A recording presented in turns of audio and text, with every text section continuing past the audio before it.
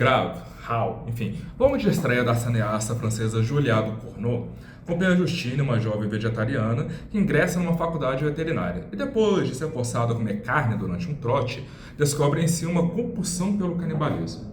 Sobre a superfície de filme de horror corporal, subgênero que faz o corpo humano, da sua carne, transformações o próprio território do medo, o filme é menos sobre o susto e mais sobre uma pergunta. Como lidar com um desejo que não se sacia e que no fundo nunca foi escolhido, mas herdado, porém reprimido? Tendo como princípio a reverberação de exercer um desejo que nos é imposto. A compulsão de Justine não nasce de um capricho individual. Ela estava represada pela pressão familiar. E emerge com violência quando essa contenção se rompe. Há uma ironia estrutural nesse arranjo. A entrada da faculdade de veterinária, ambiente para Justine quase ideológico em seu vegetarianismo, que funciona como gatilho para o canibalismo. Aquilo que deveria proteger a vida animal converte a protagonista em predadora dos humanos. E o desfecho fecha o círculo dessa imposição. O pai, que parecia distante ao longo do filme, revela que o canibalismo é uma característica das mulheres da família e que a mãe lidou com isso à sua maneira, no caso, devorando aos poucos o coitado. O desejo, portanto, não é uma aberração de Justine, é uma herança que ela precisa aprender a administrar. E o filme não entrega como que vai ser a decisão da protagonista. Aponta que há caminhos possíveis para conviver com aquilo que não se sacia. Essa ideia ganha corpo espacial na oposição entre dois mundos, sustentado de modo convergente pela fotografia de Robin Pan e pela direção de arte de Laurie Cosson. Eu acho que é assim que fala. Fora da faculdade, a escala dos planos é ampla, a protagonista parece pequena diante do espaço, as cores são suaves. O ambiente é frio e aberto. Dentro da faculdade, ao contrário, o filme tende à clausura, com cores intensas e contrastantes e uma sensação de caminho único, difícil de resistir, diria quase determinístico. O mundo é o da repressão familiar, enquanto o outro é o da compulsão liberada. A economia de escalas do filme, isso é, o modo como ele distribui planos fechados e abertos ao longo da narrativa, reforça essa divisão. Quando a escala se fecha, um close, o aperto de enquadramento acompanha um aperto dramático, prendendo a protagonista e pontuando aquilo que lhe chama a atenção. Quando se abre, quase sempre é para situá-la no lado de fora, no espaço da frieza. A faculdade, então, a empurra por uma posição restrita. O mundo exterior lhe devolve, ainda que de forma gelada, alguma abertura. Se os dois mundos dão ao tema sua forma espacial, um par de cores lhe dá sua forma simbólica. E o que, para mim, é mais importante, essa simbologia evolui junto com o arco dramático da protagonista.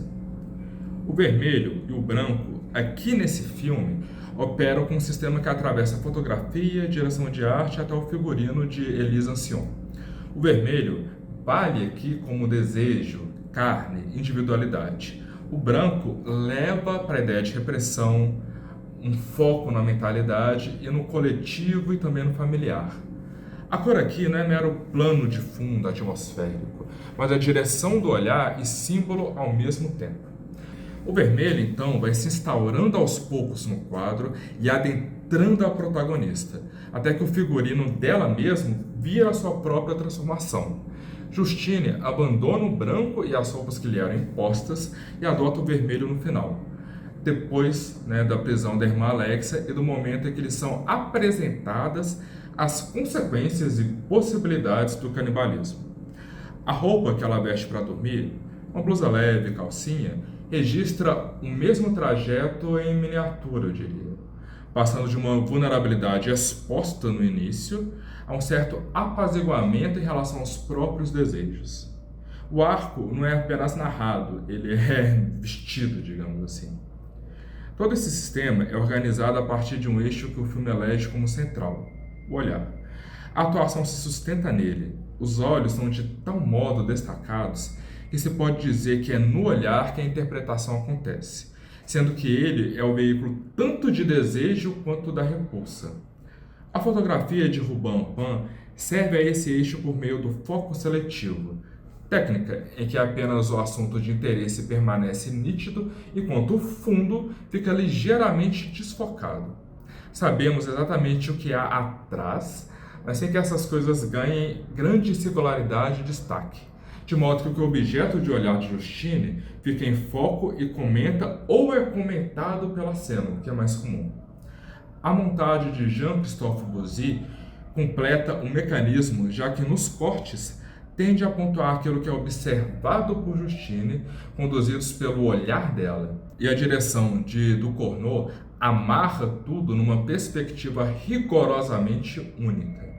A câmera acompanha Justine insistentemente e não vemos o mundo para fora da relação dela com as coisas. É um ponto de vista ainda marcado por certa superioridade. Ela se enxerga melhor que os outros, seja nos estudos, mas também moralmente superior em seu vegetarianismo. E depois, eu considero que no próprio canibalismo. Ligada a essa perspectiva está uma segunda constante formal, que é o isolamento da protagonista. Justine parece distante e sozinha em praticamente todas as cenas, mesmo quando cercada de gente em festas cheias, sempre se vendo e sendo vista como diferente. A direção reforça esse isolamento com escolhas que não vêm propriamente do roteiro, mas de uma decupagem, que é o modo como uma cena é decomposta em planos e ângulos, colocando-a repetidamente no quadro como uma figura à parte. O ângulo contribui de certa forma. A gente sempre vê Justine com frequência ligeiramente de baixo para cima, o contre-plongé, mas um contre-plongé muito suave, que tende a conferir poder e ameaça a quem é filmado, o que faz com que a percebamos como perigosa para os demais, apesar do porte franzino da atriz.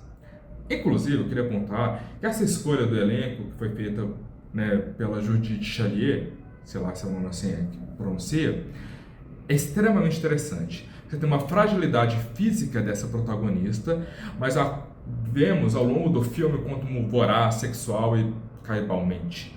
Enquanto Alexia e Adrienne são figuras que são fortes, ou seja, têm uma proeminência de seus desejos, mas no final é muito interessante que essas duas figuras elas se apresentam sucumbido pelo próprio desejo.